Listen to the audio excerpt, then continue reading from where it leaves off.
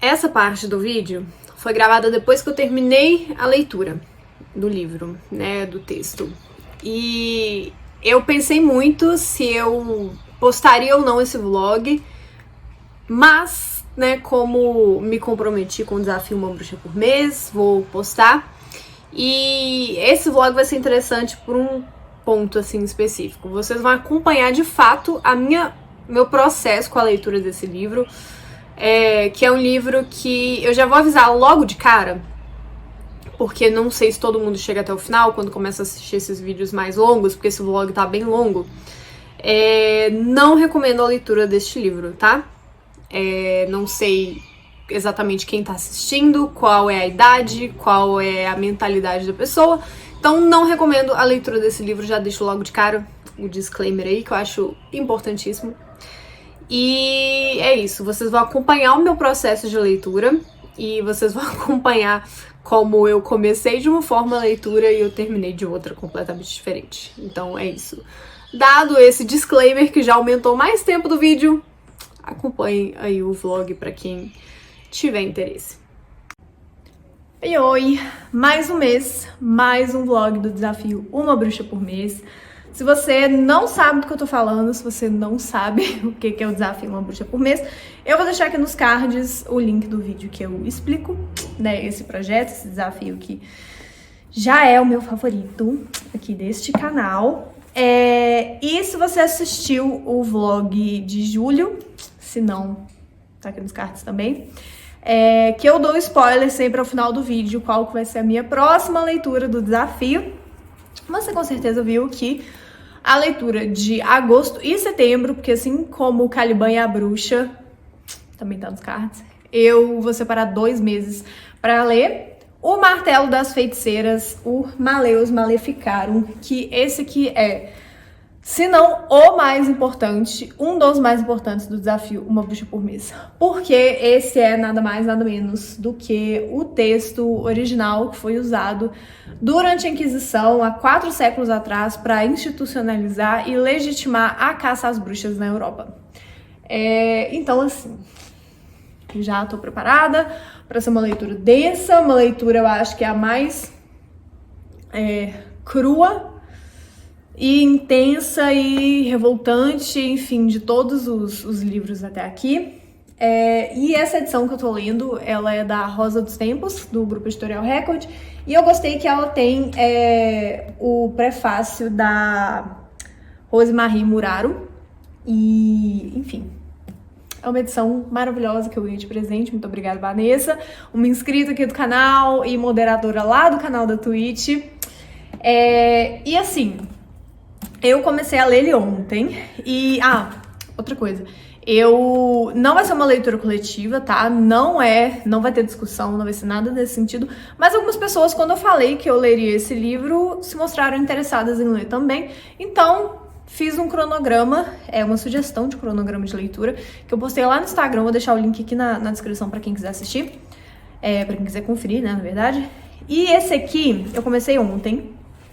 Ele começa mesmo na página, acho que 67, né? A primeira parte é na página 67, porque até 66 são textos introdutórios. Eu tô terminando de ler o prefácio agora e já tá aqui todo marcado, né? Já dá pra ver pelas poucas páginas que eu li, o tanto que eu já marquei. Inclusive, fica aí uma curiosidade, esse é o primeiro livro que, sem ser livro didático, que eu estou lendo e marcando. Então eu tô marcando de marca-texto, anotando do lado. E essa pra mim, assim, é uma coisa que eu nunca faço. Não faço isso com os meus livros. Mas eu tô sentindo que pra essa leitura tá me ajudando. Então, assim, desafio pessoal alcançado. E também tá me ajudando na leitura. E assim, já tem tanta coisa. Esse vlog, eu espero que ele não fique muito grande, apesar de eu achar que ele vai ficar grande.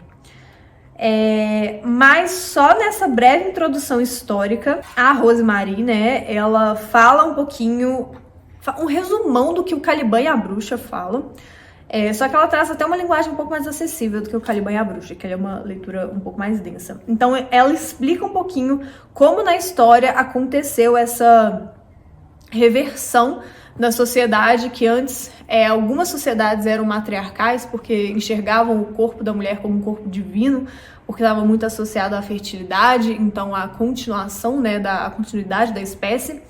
E como que isso foi mudando e como que os mitos foram se adaptando para meio que legitimar essa nova condição de até chegar num homem, um deus macho que cria o mundo todo sozinho, e depois a mulher, né, mulher humana que nasce, né, teoricamente, de acordo com o mito cristão, da costela de Adão, então ela já nasce torta por natureza, enfim. Então ela fala um pouquinho e ela foca, apesar dela mencionar algumas outras culturas que até hoje se mantêm matriarcais, são poucas, mas ela foca, obviamente, na religião cristã. Porque o Maleus Maleficarum foi, né, usado na Inquisição durante a Idade Média, então, pela Igreja Católica. E a introdução é muito boa, eu marquei tanta coisa, assim, eu gostaria de poder ler, mas não vou conseguir, porque eu já marquei muita coisa. Mas, pelo que eu tô vendo aqui, que eu acho que vale a pena mencionar, ela fala como que várias coisas foram sendo deturpadas ou reinterpretadas de acordo com o sistema vigente. Então, o próprio ato de parir, que antes era uma coisa divina, passa a ser uma vulnerabilidade, então, como se para inferiorizar ainda mais o corpo feminino. E fala também sobre como que a mulher começa a ser definida por sua sexualidade, o homem pelo trabalho. É muito, muito, muito interessante, assim. Eu quero, ao final da leitura, voltar de novo na introdução. Eu já tô com vontade de ler de novo a introdução. Mas, enfim, fala muita coisa. Então já tá sendo uma leitura riquíssima, riquíssima mesmo. E eu pretendo hoje ainda terminar o prefácio, que o prefácio ele é escrito por um autor, deixa eu passar aqui para vocês, o Carlos Amadeu, que é médico, psiquiatra e analista junguiano. Então, enfim, também ele é um texto bem mais denso do que a introdução, mas ainda assim bem rico também. Então eu quero terminar pelo menos até a página 61, que é quando acaba o prefácio, para começar a ler o conteúdo mais literal, assim, do texto. Então, eu vou gravando atualizações ao longo dessas semanas, vai ser um vlog maior, mas eu espero que vocês gostem e que vocês gostem de fazer essa viagem comigo, assim, uma viagem histórica que com certeza também vai ter muito conteúdo complementar. E eu vou mencionando ao longo dos vídeos e qualquer coisa eu vou deixando na descrição. Mas é isso, até a próxima atualização do vlog.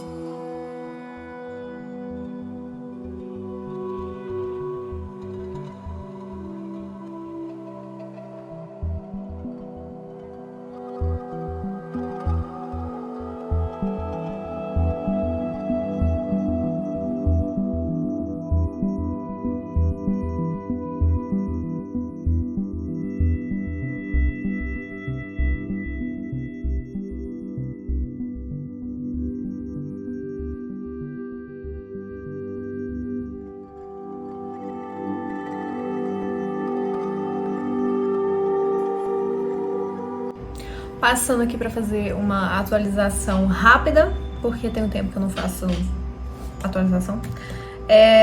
Voltei a ler e hoje é dia 27 de agosto. Eu falhei no meu próprio cronograma que eu montei, né, pro mês de agosto, mas tudo bem, é porque eu trabalhei muito, não consegui ler direito, mas a leitura, por mais densa e complicada que esteja sendo, ela tá fluindo. E eu só queria comentar rapidinho, a gente tá aqui durante o último sprint, hoje é sexta-feira, o último sprint do dia, terminei de trabalhar nos 2 primeiros, então tô agora lendo. E eu achei interessante trazer sobre a época em que essa superstição maligna, a bruxaria, surgiu. Fala da distinção entre quem invoca, os invocadores do demônio, e quem meramente os idolatra. Para entrar um pouquinho sobre o que essa questão 2 fala, sobre o que seria a bruxa, né? Que até no ponto eu marquei aqui, que a definição da bruxa entra como as bruxas, também chamadas de feiticeiras, são assim denominadas por causa da magnitude de seus atos maléficos. São as que, pela permissão de Deus, perturbam os elementos, as forças da natureza, são as que confundem a mente das pessoas, conduzindo-as à descrença em Deus e que, pela força terrível de seus encantamentos malignos, sem o uso de qualquer veneno, matam seres humanos. E aí escorre sobre isso, e eu tô achando super interessante que na parte que eu estou fala sobre as eras, assim, de quando surgiu a idolatria, quando surgiram as superstições. Também fala sobre a diferença, né, desses tipos de superstição. Fala que existe a necromancia, a astrologia ou a oniromancia. Então, enfim, só mais uma coisa para mostrar como que esse livro é rico e tá sendo uma boa escolha, tá sendo uma boa leitura, apesar de não ser muito fácil e, enfim, só queria fazer esse complemento mesmo para a leitura, para o vlog.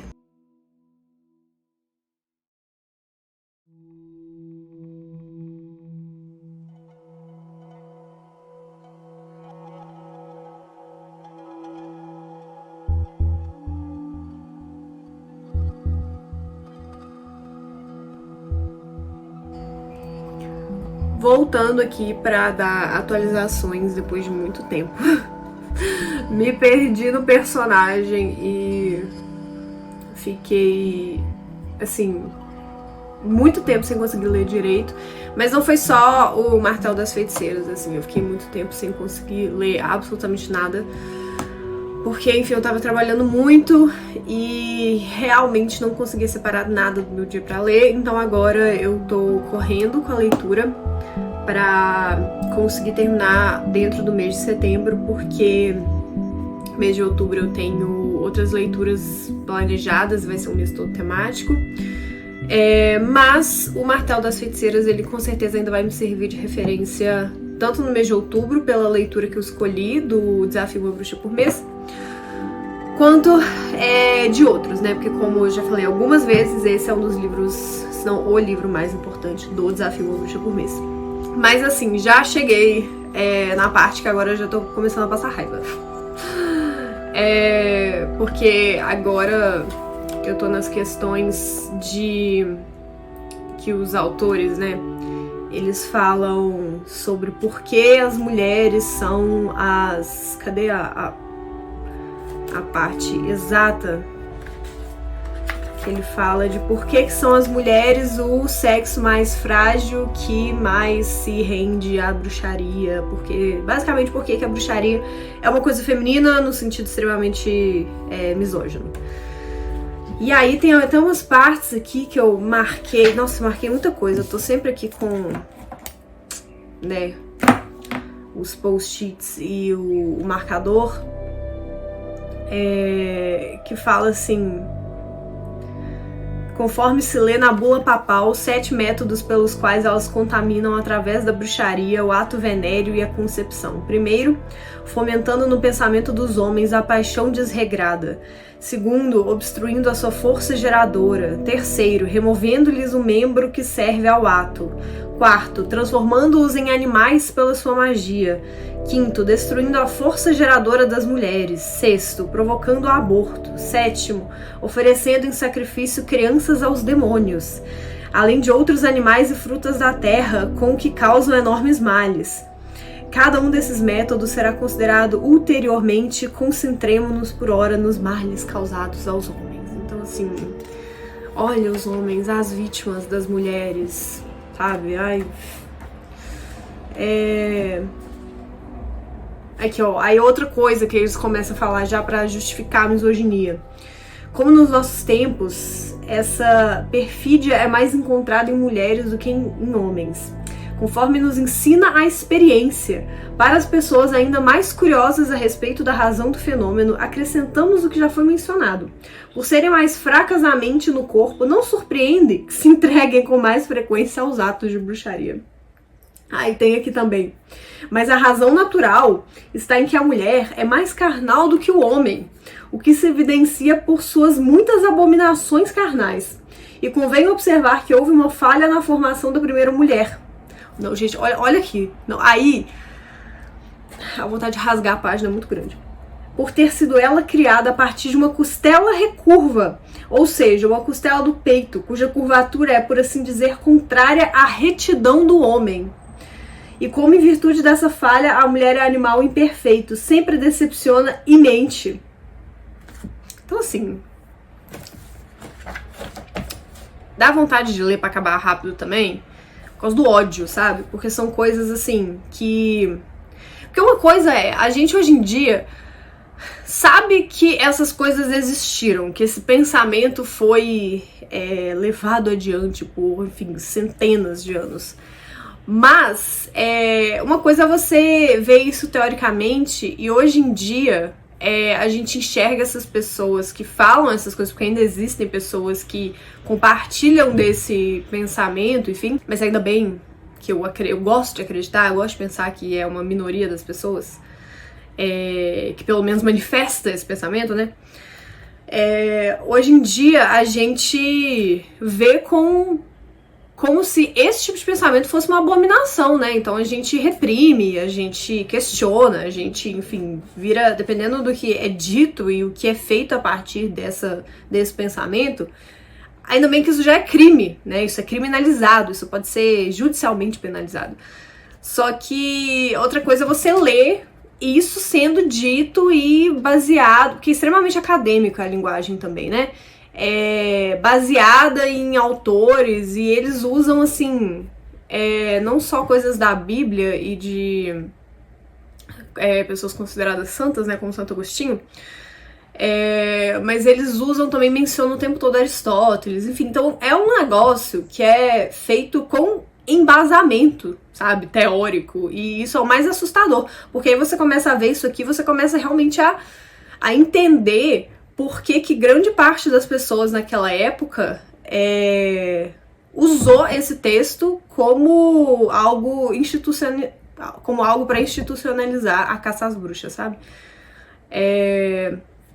Porque se tem uma coisa que não pode ser dita é que não é feito com base em argumentos, assim, mas agora se esses argumentos são válidos ou não, ou inteligentes ou não, é outra história. Mas enfim, o ponto é que o texto, ele busca sempre se embasar em várias coisas, assim, o que é muito perigoso, né? Porque a gente pode entrar em outra questão de como isso até hoje em dia, as pessoas simplesmente, principalmente muitas pessoas do meio acadêmico também, para justificar determinada crítica ou determinado pensamento, elas simplesmente saem jogando um tanto de referência, e só porque é referenciado, tem citação de outra pessoa, aquilo de repente fica dado como científico, sabe? Como se aquilo fosse certo. Enfim, mas aí eu já não quero entrar nesse assunto porque, enfim, eu tô irritada. Acho que dá pra perceber que eu tô irritada com a leitura. Mas enfim, provavelmente, assim, agora eu já sei que vai começar daqui a pouquinho aquela enxurrada de chorume. Não, gente, não tem desculpa. Eu sei que vocês não estão acostumados a me ver falando desse jeito, mas é porque não tem outra forma de falar a respeito do que tá escrito aqui, se não fosse. Mas agora vai começar a enxurrada de chorume a respeito do que deve ser feito com a bruxa, como identificar a bruxa e tal, porque, gente, só pra vocês terem noção do que tá acontecendo, agora tá na parte ainda introduzindo teoricamente, porque eles fazem essa divisão, teoricamente falando o que é uma bruxa, como as bruxas são percebidas, enfim. E daqui a pouco vai entrar na parte prática, né, que foi o que foi usado pra todas as torturas durante a Inquisição, pra caçar as bruxas, e assim, vai entrar nessa forma detalhada, que aí eu não sei se eu quero trazer, sabe? Não sei se... Enfim, não quero dar palco pra isso também. Então, provavelmente eu vou ficar um tempo sem fazer uma atualização, mas, até porque esse vídeo já tá ficando enorme, já tá um vlog, assim, do tamanho do livro. Mas se tiver alguma coisa que eu acho que é super importante mencionar e tal, eu trago, mas eu vou começar a entrar nessa parte prática daqui a pouco, e aí eu também não sei se eu tenho muito estômago pra ficar comentando sobre os detalhes. Mas enfim, é isso, vou continuar aqui minha saga pra terminar Martelo das Feiticeiras, porque em outubro... Vou falar em breve qual vai ser o livro de outubro, no final desse vlog vocês vão ver. Vai ser outra leitura densa, e não ficção, acadêmica também, mas vai ser completamente diferente. Então eu tô animada. Assim, de novo, um livro super importante de ser lido, extremamente importante de ser lido, da versão comentada, tá? O texto original não, se for pra ler só o texto original, enfim. Mas eu só... Tá sendo demais, assim. Too much. Too much. Mas é isso, gente. Maior adendo que eu já fiz até agora nesse vlog, mas é isso. Vou parar de falar, vou continuar lendo e depois eu volto, talvez, pra finalizar esse vlog.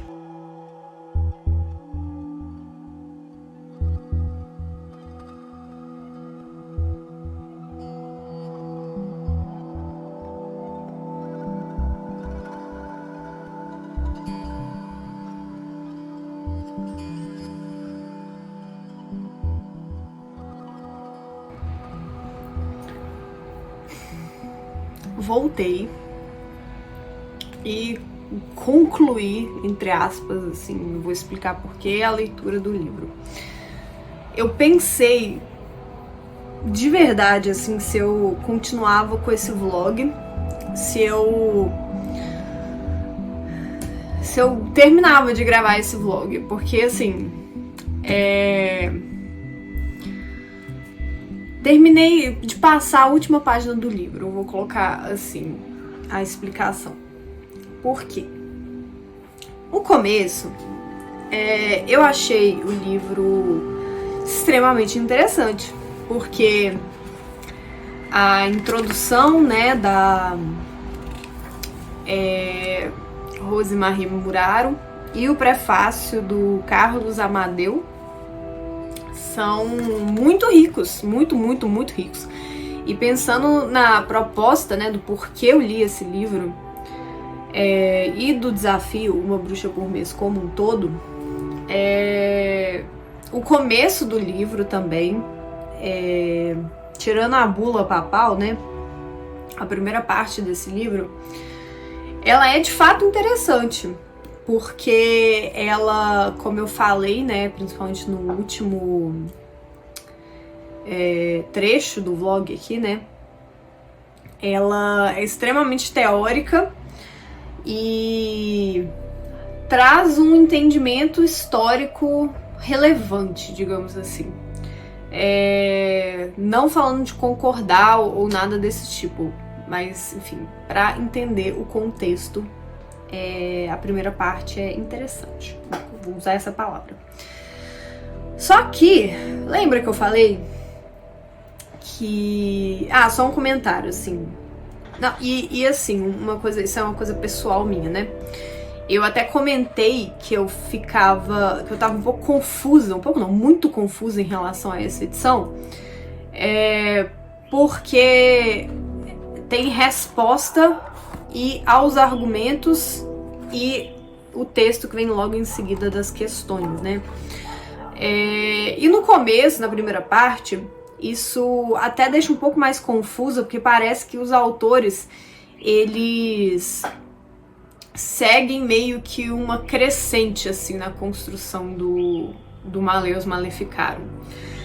E essas respostas, parece que elas são até... Como é que eu posso dizer? Não são imparciais, mas elas são mais racionais em algumas coisas dos argumentos. Então, por isso que eu até fiquei pensando se talvez não poderia ter sido um acréscimo à edição, né? Isso feito depois de, enfim, muito tempo. Mas, quando vai passando o livro e começa a entrar na segunda e na terceira parte, qualquer dúvida que eu tinha se isso foi acrescentado assim depois foi pro espaço. Porque o livro, assim, o livro não, o texto começa a tomar uns rumos, não sei se eu nem posso falar bizarro, mas assim, absurdos. E aí ali eu já tive que me forçar a continuar passando as páginas, sinceramente. Eu achei que eu conseguiria ler com mais distanciamento, sabe? Mas é simplesmente impossível. É impossível. Eu não vou ficar... Tanto que eu até... Dá pra ver que eu comecei a diminuir as marcações depois. E eu vou ser bem honesta, tá? Eu não vou falar que eu li tudo com atenção, não. Tinha algumas páginas que eu só corria o olho mesmo, porque eu não tenho estômago pra ler algumas das coisas que começavam a ser ditas. E assim, só um comentário que eu acho que isso é muito...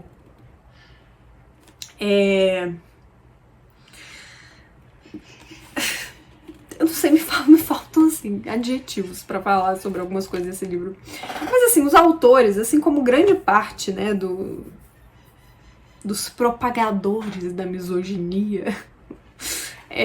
tem uma fixação pelo órgão sexual masculino que, assim, é impressionante, assim, é admirável até, porque em absolutamente, acho que em todas as páginas, entra a questão não só do órgão sexual masculino, mas do sêmen também. Então tudo, assim, eles começam a dar uns exemplos de como que as bruxas são responsáveis por sumir, literalmente desaparecer com os órgãos sexuais masculinos dos homens, assim, sabe? Então, começa a entrar numa questão que às vezes, tipo assim, a vontade de algumas coisas é rir, porque são absolutamente absurdas. Só que não dá pra rir com um negócio desse quando você vê que isso não é uma ficção. Esse é um texto histórico, usado de novo, já falei algumas vezes, vou reforçar, para institucionalizar a caça às bruxas. E foram usadas por autoridades na época, autoridades religiosas e autoridades jurídicas. Então, assim,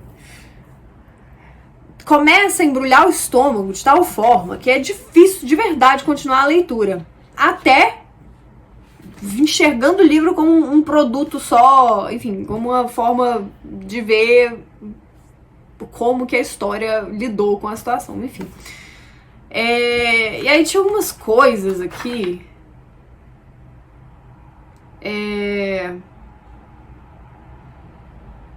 que ele tenta falar assim: mas ninguém há de duvidar de que sempre tenham existido as bruxas e que pelas suas obras maléficas muitos males já tenham causado aos seres humanos e aos animais, aos frutos da terra.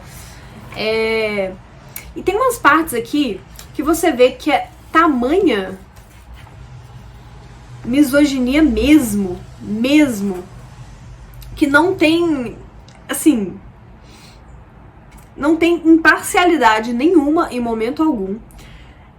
Não tem nenhum propósito, nada do que tá acontecendo ali, além de realmente assassinar, sabe? Buscar justificativas pros assassinatos em massa. Que eles falam também, podem existir alguns homens, mas o livro o texto é todo uma perseguição às mulheres. Todo. E não tem, isso que quando eu quero falar da imparcialidade, assim, eles tentam usar argumentos para justificar, né, a Inquisição, a queima das bruxas, porque eles falam de levar a fogueira na maior parte do texto, assim. Que eles falam aqui de... Não tem a opção da mulher que tá sendo julgada ali ser inocentada. Não existe essa opção. Por quê? Eles usam a justificativa de que mesmo sob tortura, aquilo que ela foi dito tem alguma influência de algo, sabe? Enfim, é difícil explicar sem você, de fato, ler o livro, mas assim... Tem até aqui, ó, porque algumas bruxas não confessam a verdade mesmo sob as maiores torturas, enquanto outras prontamente confessam seus crimes tão logo são interrogadas. Sabe, tem umas coisas assim que... Ou seja, não interessa se você é culpada ou inocente. Você é culpada e mesmo sendo culpada, não tem a possibilidade nenhuma, sabe? Tipo assim... Ai... Só não... Entende por que eu não queria gravar esse vlog assim? Porque tem umas coisas que não faz sentido algum, nem sei se faz sentido trazer nesse vlog, sabe? Eu juro que, assim, eu só tô continuando gravando esse vlog pelo compromisso com o desafio. Porque, assim,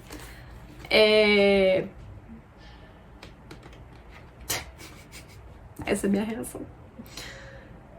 Tem, assim, essa parte também. Claro está que todos os bispos e soberanos que não se empenhem ao extremo em reprimir os crimes dessa natureza hão de ser julgados com professores defensores desses mesmos crimes e hão de ser punidos de maneira prescrita. Então, assim, também aqui entra aquela questão de como que as pessoas na época também, né, não tô justificando não, tá, gente, de forma alguma, mas como que as pessoas não tinham outra opção além de propagar aquilo, porque senão elas também estariam compactuando com umas coisas que simplesmente não tem como existir, sabe?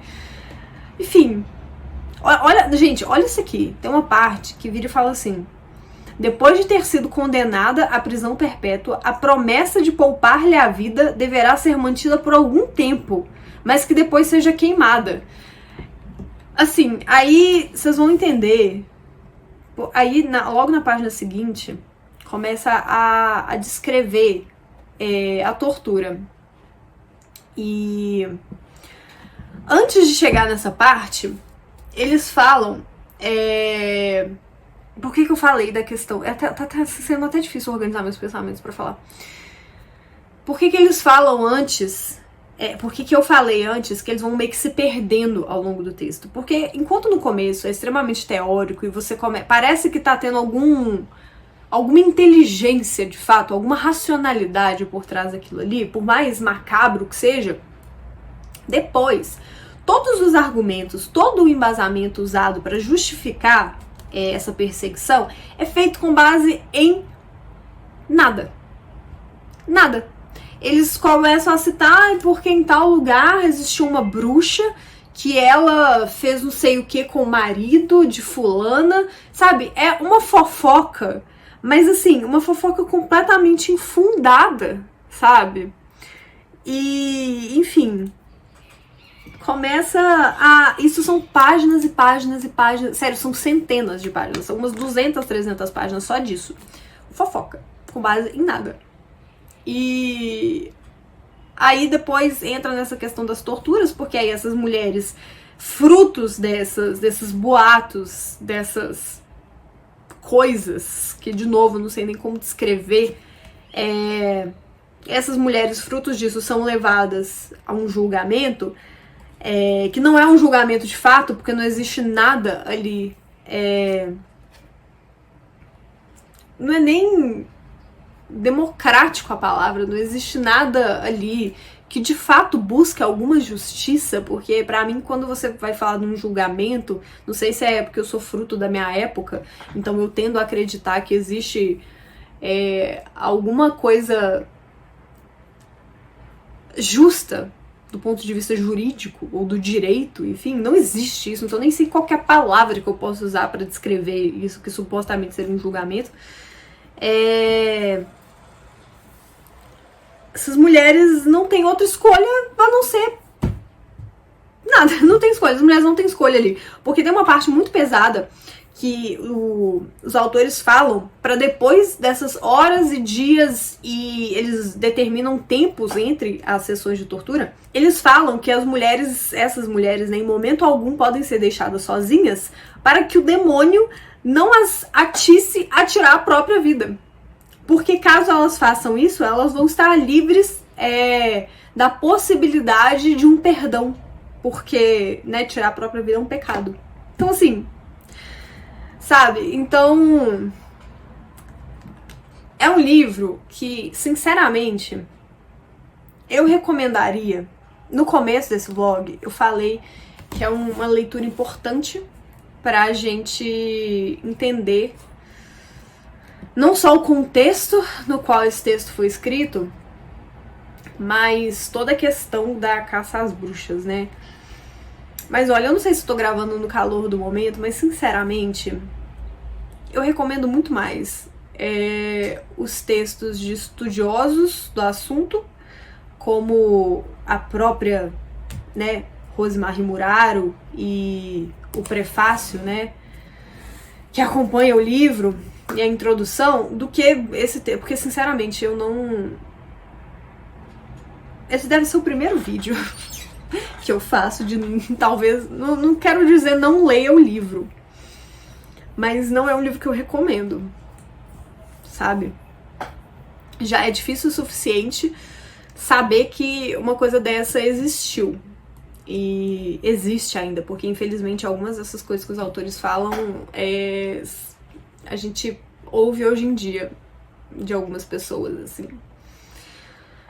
Mas, enfim, trouxe o vlog porque me comprometi a falar de alguma forma sobre os livros do Desafio Uma Bruxa por Mês.